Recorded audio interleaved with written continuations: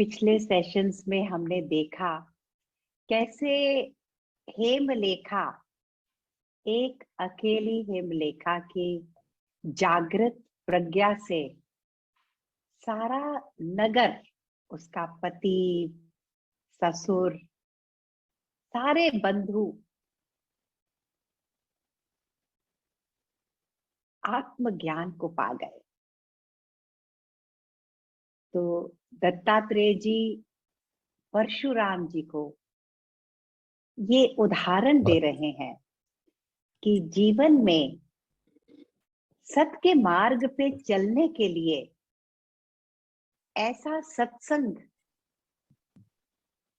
जो दुर्लभ घटना है, सत्संग को हम एक ऐसा नहीं समझ सकते कि ये सबको मिल जाता है। अलौकिक और दुर्लभ घटना है और कृपा पात्र को ही ये संयोग मिलता है। और हेमलेखा ने अंत में पति को यही बताया कि दिल में पड़ी हुई गांठें हैं अज्ञान की, क्योंकि हेमचूड़ को जब समाधि का सुख मिला, समाधि की शांति का अनुभव हुआ, तो वो आंखें खोलने को तैयार नहीं थे, फिर से संसार को देखने को तैयार नहीं थे। तब हेमलेखा ने उत्तम ज्ञान बांटा। उसने कहा संसार भी तो उसी ईश्वर का ही रूप है। आप संसार को ईश्वर से अलग देख रहे हैं, तो अभी आपने कुछ नहीं समझा। ये ऐसा इसलिए है कि दिल में गांठें पड़ी हैं अज्ञान की, और सबसे बड़ी गांठ क्या होती है कि मैं ये शरीर हूं, मेरा शरीर ही मेरा स्वरूप है। कई बार तो ज्ञान हो जाने के बाद भी ऐसा अनुभव पकड़े रखता है जीवात्मा को। जीव अपने शरीर के बंधन में, बहुत पुराना बंधन है, बहुत देर से चलता हुआ ये बंधन है। और हेमलेखा ने कहा ऐसी बहुत सारी गांठें हैं। एक और गांठ जिसका सामना साधक को करना पड़ता है, वो ये है कि हम अपने को ईश्वर से अलग समझते हैं, भेद दृष्टि रखते हैं, जबकि सच्चा ज्ञान वही है जिसमें जो मैं हूं सो तू है, सब एक है। एक ही से ये अनेक का दृश्य मात्र है। जैसे सपने आते हैं, सुबह उठते हैं, उनकी कोई सत्ता ही नहीं रहती। ऐसे ही हम अनेक, हेमलेखा ने कहानी में पति को यही बताया था कि मेरे जैसी कई बेटियां हैं मेरी माँ की, कई संतान है मेरी माँ की, पर है हम सब अपने माँ से ही पैदा होते हैं, माँ में ही विलीन होते हैं। जो चीज जहां पैदा होती है वही वो विलीन हो जाती है। तो मैं और मेरी माँ एक ही हैं। यही बात परशुराम जी दत्तात्रेय जी से पूछ रहे हैं कि आप जो कह रहे हो कि ये संसार जो दिखाई देता है, सुनाई देता है, हमें दुख देता है, सुख देता है, कितने बंधन है मोह माया के, इतना ठोस ये संसार, आप कहते हो ये झूठ है, ये कैसे हो सकता है? तब दत्तात्रेय जी ने, क्योंकि बार बार ये प्रश्न कर रहे हैं परशुराम, हम सोच सकते हैं ना कि एक बार ही बता तो दिया, हेमलेखा के द्वारा बता दिया, कई बार बता दिया है कि ये संसार झूठ है, फिर भी सवाल बार बार हो रहा है और जवाब भी अलग अलग तरीके से दिए जा रहे हैं, क्योंकि बहुत पुराना है। अज्ञान रूपी बंधन, तो उसको जितने भी तर्क वितर्क जो भी इस्तेमाल करके हमें उस अज्ञान रूपी विचार को उधेड़ के फेंकना है बाहर, इन गांठों को खोलना है, क्योंकि ये बहुत स्ट्रॉन्ग है इसका बंधन। तो उतना ही स्ट्रॉन्ग एफर्ट डाल के विपरीत विचार को पकड़ना होगा कि संसार अपने में उसकी कोई सत्ता नहीं, सब ईश्वर है, हम आत्म स्वरूप हैं और आत्मा में परमात्मा में भी कोई भेद नहीं। सब जगह वो त्रिपुरा देवी, वो महाचिति, वो चिन्मयी स्वरूपा, केवल वही वो है। तो किससे भागना है, किससे आंखें चुरानी है, कहां से जाकर कहां पहुंचकर विश्राम मिलेगा, ये भावना को छोड़ना है। हेमलेखा ने हेमचूड़ को कहा, आप सारे विचार छोड़ दीजिए ना, ये भी विचार छोड़ दीजिए सब जगह ईश्वर है, सब ईश्वर ही ईश्वर है, या मैं आत्म स्वरूप हूं। सब विचारों को छोड़ दो, खाली हो जाओ। ऐसे अंधे व्यक्ति की तरह जिसको कुछ देखना नहीं, कुछ दिखाई ही नहीं दे रहा, कुछ अनुभव में ही नहीं आ रहा, फिर जो जागृत होती है ऊर्जा, लाइट, वो मार्ग दिखाती है, उसमें हम सहज हो जाते हैं। वो मार्ग कैसा है? जितना जितना जीवन स्पॉन्टेनियस, जो इस मोमेंट में है, बस उसी मोमेंट में बढ़ते जाना है, simply spontaneously, no likes no dislikes. तो दत्तात्रेय जी कहते हैं कि ये संसार पैदा किया गया है, ईश्वर ने पैदा करा है। क्यों हम कहते हैं ये पैदा हो रहा है? क्योंकि हम देखते हैं कि संसार पल पल बदलता जाता है, एक जैसा नहीं रहता। ये बात तो है, कुछ चीजें बहुत जल्दी बदलती हैं और कुछ को थोड़ा समय लगता, थोड़ा लगता है, ज्यादा लगता है, लेकिन पहाड़ पृथ्वी बन जाते हैं, रेगिस्तान में हरियाली आ जाती है, हरियाली में बंजर जमीन हो जाती है, सदियों की सदियां गई, सिविलाइजेशन आई, चली गई। तो ये संसार का रूप पल पल बदलता है, पल पल बदलते हुए रूप में इसमें जन्म हो रहा है नए नए संसार का, नए नए सृष्टि का। क्यों हो रहा है?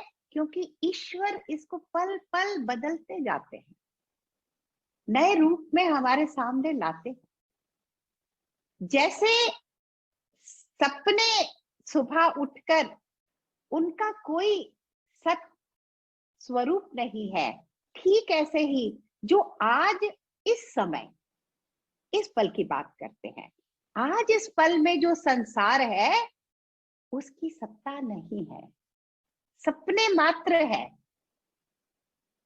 क्यों? क्योंकि जैसे जैसे ही प्रलय हो जाएगी, और प्रलय भी पल पल होती है ना, सिचुएशंस की, people, life is so temporary, we have seen so many upheavals, so many changes in our body, in our relations, in our worldly life. What has remained static? Nothing. तो पल पल वो प्रलय होती है, इसी तरह इसको भी देखना है। जैसे हम अपने सपनों को जो भी अनुभव करते हैं, सुबह उठकर समझ जाते हैं कि वो कुछ हुआ नहीं था, सच में कुछ नहीं था वो। ऐसे ही हमारा ये जीवन है, ऐसे ही पूरा का पूरा संसार है। लोग आते हैं जाते हैं, जीव जंतु पैदा होते हैं मरते हैं, पेड़ पौधे उगते हैं फिर धरती में चले जाते हैं। कोई नया नहीं हो रहा, बार बार वही चीज दोहराई जा रही है। इसीलिए कहते हैं संसार वही है जहां रिपीट होता है सब कुछ। तो दत्तात्रेय जी कह रहे हैं तुम इस अज्ञान से बाहर आओ। योगी की तरह ईश्वर ने ही, ईश्वर के संकल्प मात्र से ये पूरी दृश्य जगत उत्पन्न हो गया है। जैसे कोई आईने के सामने प्रतिबिंब आईने में होता है, सामने कोई मूर्त रहती है, क्योंकि आईना जड़ है लेकिन ईश्वर स्वतंत्र है, उनके पास महान शक्ति है, सारी शक्तियां हैं, पूरी तरह से ईश्वर स्वतंत्र है। तो बिना किसी प्रतिमा के ईश्वर ने जगत रूपी अपने ही स्वरूप पे जगत रूपी प्रतिबिंब मात्र संसार रचा है। जैसे आईने में प्रतिबिंब झूठा है, ऐसे ही ये जगत भी ऐसा ही झूठा है। ये दत्तात्रेय जी हमें बता रहे हैं। अभी हमें इस ज्ञान को पीना है, इसको अब्सॉर्ब करना है। एक ही रास्ता है कि बहुत समय से जो अज्ञान रूपी विचार से हम जुड़े हुए हैं, उससे स्किलफुली विपरीत दिशा की ओर चलना है। उसके लिए गुरु का होना, अपने में आत्मबल होना, अपने में साधना का बल होना अति आवश्यक है। दत्तात्रेय जी ने कहा देखो, कोई जादूगर होता है, वो हमारे सामने कैसे जादू करके कुछ चीजें क्रिएट कर देता है। हम उनको टच भी कर सकते हैं, स्मेल भी कर सकते हैं, कैसे वो एक संसार की रचना करता है और फिर उसको अपने में ही वापस डिसॉल्व कर देता है। तो एक जादूगर कर सकता है, तो ईश्वर तो बिना कारण, बिना किसी चीज के, बिना किसी हेल्प के ये कर ही सकते हैं। और ईश्वर ने जो ये रचना की है, ये योग दृष्टि में आकर के है। जैसे योगी होते हैं, उनको संसार का अनुभव हमारे को जैसा अनुभव होता है वैसा नहीं है, बहुत अलग है उनका दुनिया। हम ये सब मानते हैं ना इस बात को। जैसे हम संसार को लेते हैं, जैसे हम रिस्पॉन्ड करते हैं सिचुएशंस को, सिचुएशंस तो वही है। वर्ल्ड सबके लिए एक है, क्योंकि टेम्पररी है, अनप्रेडिक्टेबल है। It can any time bring up problems, joys, sorrows, whosoever comes here। लेकिन एक योगी जो है, उसको अनुभव बिल्कुल हमसे अलग है उसका। तो योग के बल से उन्होंने अपनी सृष्टि की रचना कर डाली है। कैसी सृष्टि है एक योगी की? जहां पे ईश्वर का दर्शन है, शांति है, सुख है, आनंद है। तो दत्तात्रेय जी ने कहा कि एक योगी भी कर लेता है, अपने इच्छा से, अपने संकल्प से योगी अपनी सृष्टि रच लेता है। और मैं तुम्हें एक बहुत इंटरेस्टिंग कहानी सुनाता हूं। बंगाल में एक नगर था, वहां पर एक राजा रहता था। उसका भाई था छोटा महासेन। राजा बहुत प्रतिभाशाली था, तो एक बार अश्वमेध यज्ञ करने का विचार किया। तो अपने 2 राजकुमारों को अपने छोटे भाई के साथ यज्ञ का घोड़ा लेकर वो लोग चले। जाते जाते एक जगह पर एक बहुत बड़े तपस्वी महान ऋषि का आश्रम था। आश्रम मतलब एक जगह पे वो तप कर रहे थे। तंगड़ नाम था उन ऋषि जी का। तो राजकुमारों ने ऋषि को तपस्या में लीन देखा तो बेपरवाह आगे बढ़ गए, प्रणाम नहीं किया, कोई उनका आदर से उनको सत्कार नहीं किया। तो तंगन ऋषि के पुत्र ने जब ये देखा तो उसे क्रोध आया कि मेरे पिता यहाँ समाधि में है और इन्होंने मेरे पिता को प्रणाम नहीं किया। तो उन्होंने घोड़ा पकड़ लिया। तंगन ऋषि के बेटे ने घोड़े को पकड़कर ले जाने लगे तो युद्ध शुरू हो गया राजकुमारों में और ऋषि के पुत्र में। तो ऋषि के पुत्र ने थोड़ी ही देर में उनको बंदी बना लिया और एक पर्वत था, वहां पर एक पहाड़ था, उसमें एक छोटी सी गुफा के अंदर घुसकर उस गुफा में से विशाल सेना लेकर वो लड़का बाहर आया और युद्ध हुआ और राजकुमारों को बंदी बनाया, घोड़े को लेकर उस पहाड़ के अंदर जाकर छिप गया। तो जब महासेन ने ये दृश्य देखा तो वो परेशान हो गया, ये कैसे हुआ। और राजकुमारों को जब पकड़ के ले गए तो जो सारे साथी थे वो राजा के पास गए और राजा को बताया।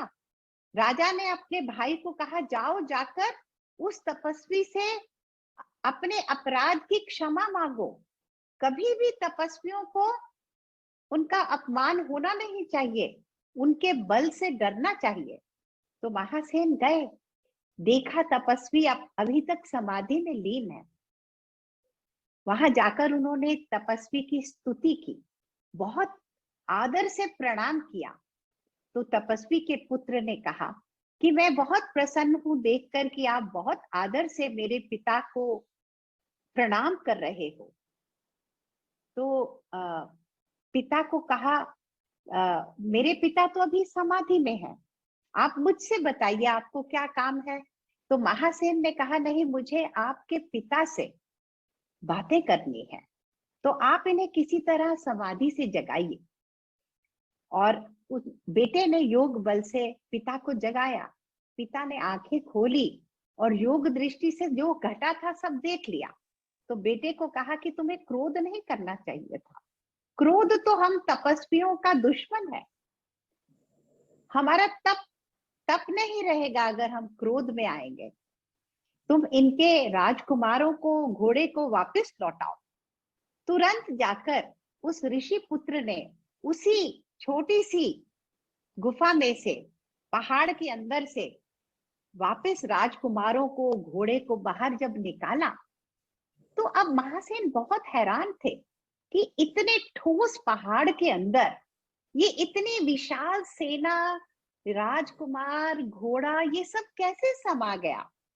तब उन्होंने ऋषि से कुछ सवाल किए कि मुझे समझ नहीं आ रहा कि ये पहाड़ के अंदर से इतनी सेना कैसे आ गई, उस छोटा सा एक पहाड़ है।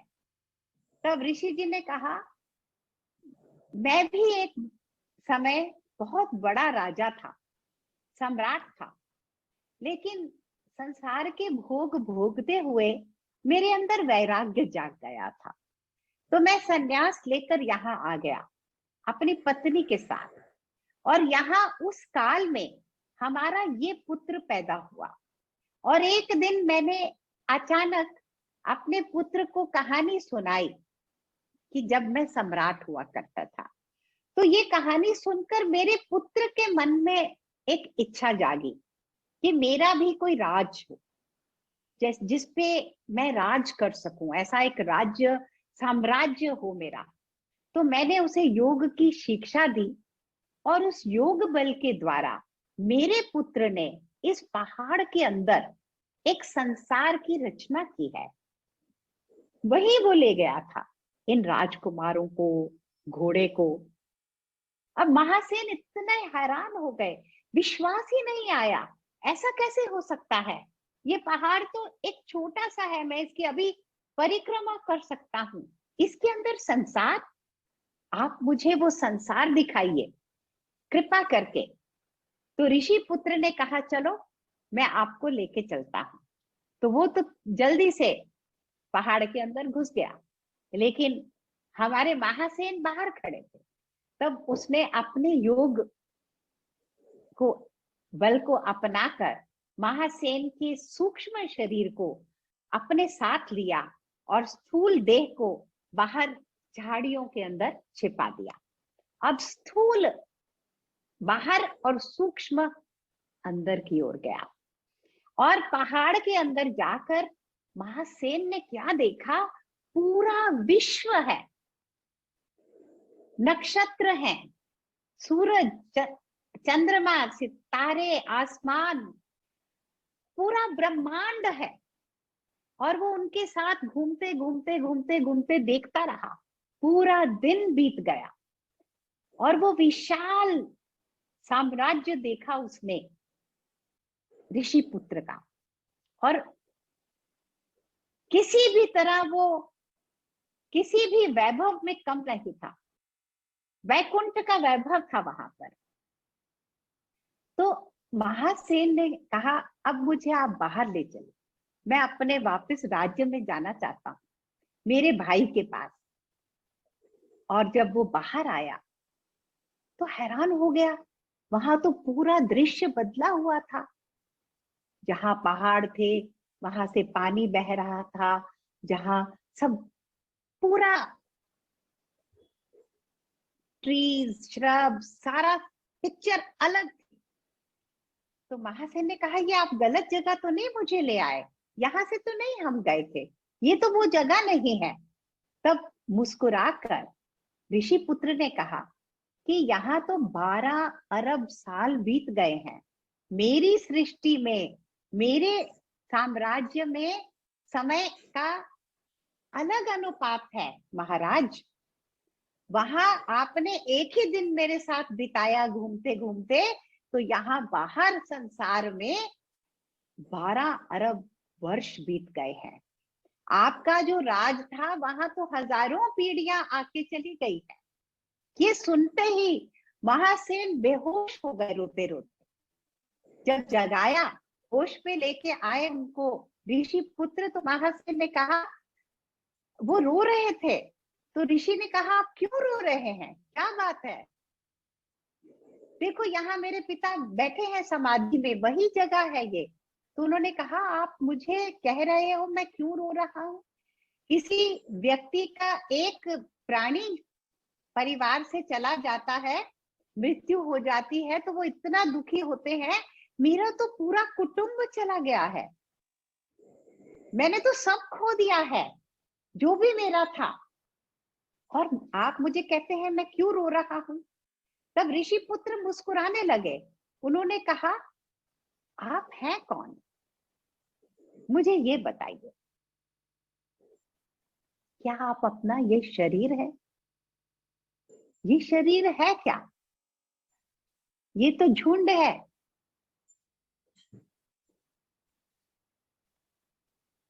पंचभूतों का बना हुआ शरीर है, खून है, हड्डियां हैं, चर्बी है। इसमें आप अपने को कहाँ ढूंढते हैं?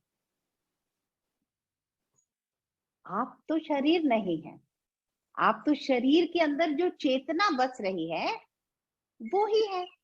तो ऐसे ही आपके सब रिश्तेदार हैं जिन्हें आप कहते हैं वो मेरे हैं। जैसे आप अपने शरीर के लिए कहते हैं ये मेरा शरीर है, तो वो मेरा है। जैसे कि आपके कोई वस्त्र हो, उनमें और आपके शरीर में क्या भेद है? वो भी पंचभूत से बने हैं, ये शरीर भी पंचभूत से बना है। ऐसे ही आपके सब रिश्तेदार हैं, वो वस्त्र ही है। तो वो वस्त्रों के खोने के लिए क्या आप रोते हैं? ये आपकी प्रथा है। और रोने से क्या कुछ वापस मिल जाता है क्या आपको? क्या आपका दुख दूर हो जाता है? क्यों रो रहे हैं? और अगर उनके लिए रो रहे हैं तो पुराने जन्मों में जो आपके रिश्ते नातेदार थे, आप उनको याद करके क्यों नहीं रोते? तो एक पल में, उस एक पल में महासेन जी को इस संसार अपने स्वरूप की सच का ज्ञान हो गया और वो वैरागी होकर जंगलों में समाधि में रहते थे, प्रभु को याद करते हुए तपस्या में उन्होंने अपना जीवन बिताया और समय आने पर शरीर का त्याग कर दिया। तो ऋषि पुत्र के दिए हुए इस अनुभव से और वो हैरान हो गए।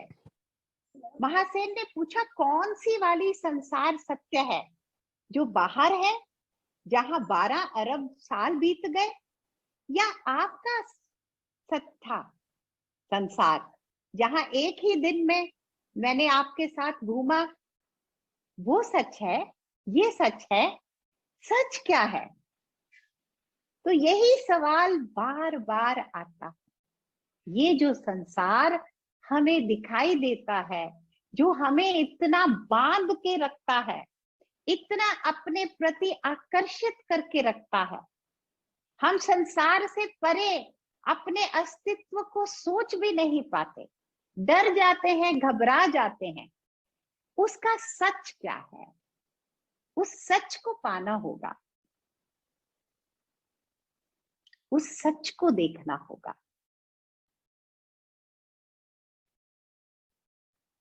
आत्मा का स्वरूप, उसी आत्म स्वरूप परमात्मा ने ही ये जो चैतन्य के स्वतंत्र से केवल अपने भीत के ऊपर हम संसार को रच दिया है। केवल अपने मनोविनोद के लिए, कहते हैं एंटरटेनमेंट। हम मूवी देखने जाते हैं, क्यों देखते हैं मूवी? एंटरटेनमेंट हो जाता है। ये स्टोरी देखते हैं किसी के जीवन की, उसका जीवन में ये हुआ, ये हुआ, ये हुआ। तो गुरुजी भी कहते हैं ना, ऐसे ही लाइफ को देखो। सब लाइफ, हर एक की लाइफ एक स्टोरी तो है। आज स्टोरी में कुछ हो रहा है, कल कुछ हो रहा है। अगर हम कहें कि बस एक ही जैसी जीवन रहे, कोई व्यक्ति अगर चाहे, भगवान उसको कहे बताओ क्या चाहिए, कैसा जीवन होना चाहिए, क्या बोलेगा? कि मेरे जीवन में कोई प्रॉब्लम ना हो। तो प्रॉब्लम नहीं हुई तो जीवन में करते क्या है? हम उठते हैं, खाते हैं, नहाते हैं, इधर उधर जाते हैं, थक के फिर सो जाते हैं, फिर सुबह उठते हैं। सालों साल अगर जीवन ऐसा ही चलता रहेगा तो क्या होगा? हम बोर्डम से मर जाएंगे। वो जीवन का वो जो सुख है, वो सबसे बड़ा हमारे लिए कष्ट बन जाएगा। उस सुख को हम सुख की तरह देख ही नहीं पाएंगे। सुख को सुख तभी देख पाते हैं जब दुख का अनुभव होता है। तो जीवन में सुख और दुख, किसी के प्रति राग और द्वेष नहीं रखना। जो मन राग और द्वेष से परे जाता है, वो ही जीवन को सच्चे भाव, उसके सच्चे भाव से जुड़ जाता है। तो ये कहानी इतनी सुंदर कहानी है, जिसके द्वारा दत्तात्रेय जी ने क्या बताया कि भावना ही है। सारा संसार केवल भावना का ही खेल है। जाकी रही भावना जैसी, प्रभु मूरत देखी तैसी। बस ऐसे ही जीवन है। तो हम, इतनी क्षमता हमारे अंदर है, हम जैसा चाहेंगे वैसा जीवन हो सकता है। वैसे ही हम संसार को देख सकते हैं, क्योंकि त्रिपुरा देवी केवल वही है, उन्हीं की सत्ता है, केवल वो चैतन्य ही है। उसी के प्रकाश से ही संसार, जड़ रूपी संसार प्रकाशित हो रहा है। अगर वो प्रकाश नहीं है तो किसी चीज का अनुभव नहीं होगा। तो ये जो अनुभव आ रहे हैं, अगर ये ईश्वरीय अनुभव है, तो इनमें किसी भी चीज में हमें राग द्वेष हो कैसे सकता है? हमने जब दुख पाया है तभी पाया है जब हम ईश्वर से विमुख हुए हैं। हमने अपने को ईश्वर से अलग देखा है, संसार को हमने ईश्वर से अलग देखा, तो ही संसार डराता है, दुख देता है, तकलीफ देता है, अटैचमेंट पैदा हो जाती है। लेकिन यही संसार अगर ईश्वर ईश्वर ईश्वर, जहां देखो वहां नारायण नारायण, तो फिर क्या है? केवल जीवन क्या है? पूजा है, स्मृति है, सिमरन है। सिमरन से संसार प्रभु का प्रसाद बन जाता है। और प्रसाद क्या है? जो प्रसन्न करता है। और वही प्रसन्न वदना ही हमारी त्रिपुरा है, वही हमारा भी स्वरूप है, प्रसन्न वदने।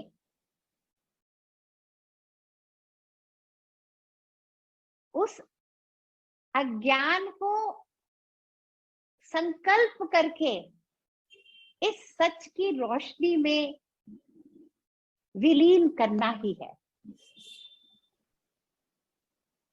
हमारी भावना कैसी है, हमारे अंदर कैसी योग की बल है,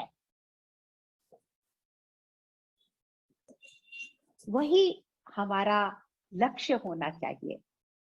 जैसे योगी है, उनका जीवन कैसे सरल है, सुगम है, तो जब तक ये दृष्टि नहीं अपनाएंगे तब तक संसार है। और जब ज्ञान में आ जाएंगे, जैसे हेमचूड़ ज्ञान में आ गए, तो भी हेमलेखा ने जगा कर कहा अब भी संसार है, संसार कहीं नहीं गया। संसार को कहीं जाना नहीं है, जा ही नहीं सकता, क्योंकि सर्वव्यापिनी देवी का वास कण कण में है। कोई ऐसा स्थान नहीं जहां देवी का वास ना हो। तो संसार को कभी भी किसी भी पल हम ईश्वर से अलग नहीं कर सकते। ये देवी, ये ऊर्जा, ये सत्ता, इसका खंडन हो ही नहीं सकता, ये डिवाइड नहीं हो सकती है। तो सुप्रीम वननेस को एक्सपीरियंस करना है। सुप्रीम वननेस में ही हमारी दुख दूर होंगे, हमें निर्वाण वही मिलेगा। To see one in all, to see all in one.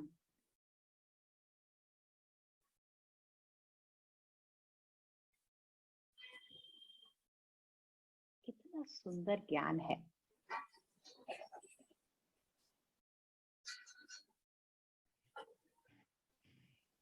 दो मिनट के लिए सब आंखें बंद करके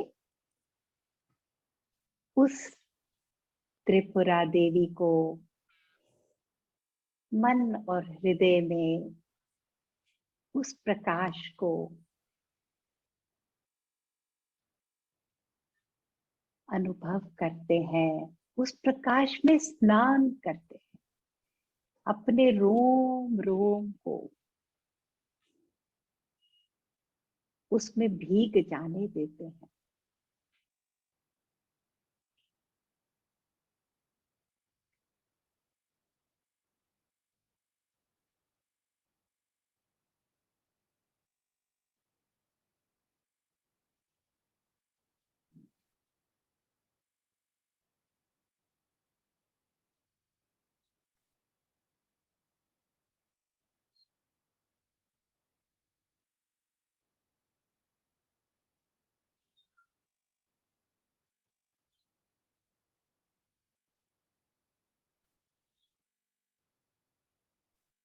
सर्वव्यापिनी महायोगिनी शंकर प्रिया दुर्गे जय जय कपालिनी जगत वंदिनी भैरवी माता दुर्गे। जय जय माँ, जय जय माँ, जय जय माँ, जय जय माँ, जय जय भैरवी माँ।